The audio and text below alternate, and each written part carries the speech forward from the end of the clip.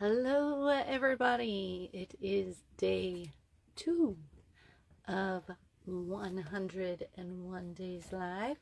And of course, Sparrow is coming to join us. Come here, baby. Come on. We'll get her up here for a minute so she'll stop bothering me. And you might be able to hear her purring.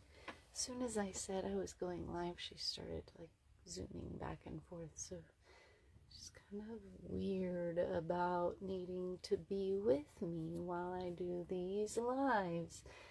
Tonight, I do not have anyone to interview, but right now I do have a plan.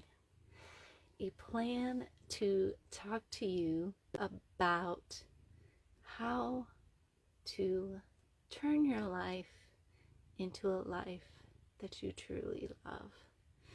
And all it takes is one change, because that one change will then turn into 2, and then it turns into 3, and then 4, and so on and so on and so on.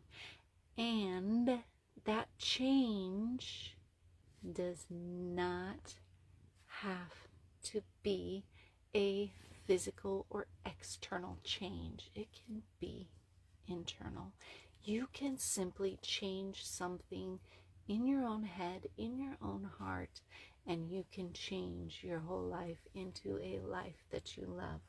But I have a little excerpt from my book that is still not finished. I was hoping it would be finished by November 1st of this year, but I have not completed it yet because it was at the point where I felt like it might be finished, but it still didn't feel right.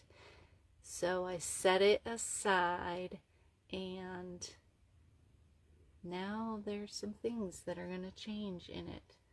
So it's funny, our topic is change. Here's the little piece that I want to read for you from that.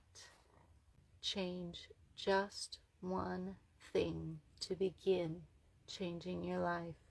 The change can be small. It doesn't take huge leaps of faith. It can be something as simple as changing one letter in a word that you're thinking. And the whole meaning changes, and your energy changes. You can change loser to lover, smite to smile, nope to hope. Such a small thing, but a big difference. So what words are going through your head that need changed? What is one small thing in your life that you could change that would make a big difference? That's just a tiny piece of what's coming in that book.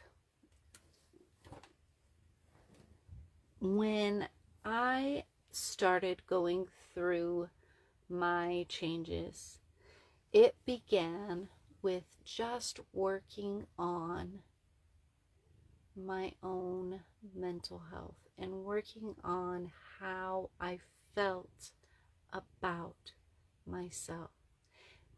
I had always taken on all the words of others and allowed that to identify me. So as a kid, I was the middle child, and my brother and sister and I fought a lot. And so I was constantly feeling like an outcast. And there were also some things that happened to me as a toddler that I won't get into right now. But those things made me see that exiting this form and refusing this body was part of how I could survive in this existence. And so I always hated this figure all through my childhood. I was always doing things a little outside of the norm, and I still do. And I just, again, didn't feel like I ever fit in. I was a tomboy. I had very short hair and a rat tail. I'm not quite sure what I was thinking there, but it was cool at the time, back in the 80s. And I seriously looked like a little boy, but I didn't want to be called one. So when people would make fun of me for looking like a boy, I took those on as my truth, and I allowed their words of body shaming and just casting me aside to become my truth. And so it took all the way up until the greatest castaway, I guess, thankfully, that I finally sat down and went, who am I anyway? Like, what am I doing here? Why am I in this place in my life? What am I doing here? Who am I? And it just took asking that question, who am I, to get the wheels turning. And I realized that I was not the person that I had been pretending to be. I was not that woman who was okay being treated like garbage. I was not that person.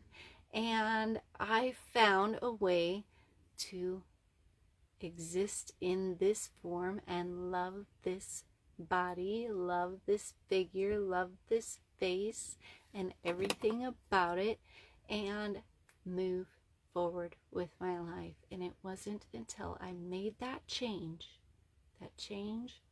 from hating myself to loving myself, that the momentum started rolling and I found the life that I love, and the love of my life that loves rat tails. So that is a little bit of my backstory, a little bit unchanged. And soon I will have people here joining me. I already have a bunch scheduled. I just don't have any scheduled for this weekend yet. Hopefully I'll get Jordan on camera with me tomorrow. If not, I'll get him on camera with me on Monday. And Tuesday I have a special guest joining us, but I'll talk more about that as we get closer.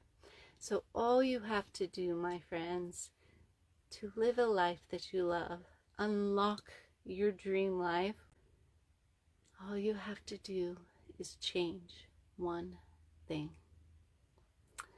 I love you all. Thank you for joining me on this day 2 of 101 days live.